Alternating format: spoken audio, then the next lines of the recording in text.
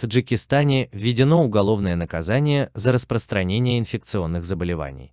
За умышленное распространение вируса в Таджикистане можно будет сесть в тюрьму, а за распространение неправдивой информации через СМИ о пандемии получить штраф.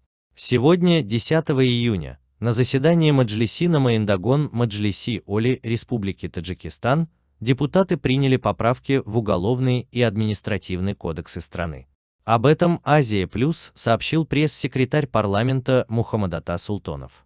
Согласно поправкам в УК РТ к статье 207 «Нарушение санитарно-гигиенических и противоэпидемических норм и правил», в стране вводится наказание за умышленное распространение инфекционных заболеваний, в том числе вируса иммунодефицита человека.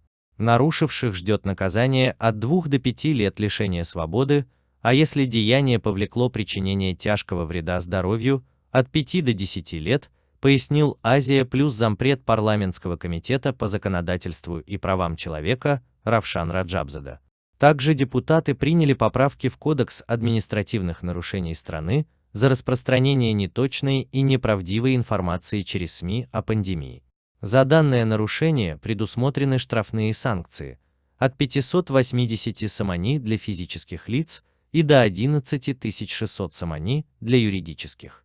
За неношение масок в общественных местах, а также за несоблюдение социальной дистанции до 2 метров, введены штрафы в размере от 116 сомани до 290 сомани. По состоянию на вечер 9 июня в Таджикистане число зараженных коронавирусом составляет 4690 человек. Это на 81 случай заражения больше, чем за минувшие сутки. Общее число умерших прежнее – 48 человек с начала эпидемии. Число вылечившихся с начала эпидемии составляет 2815 человек, плюс 52 человек.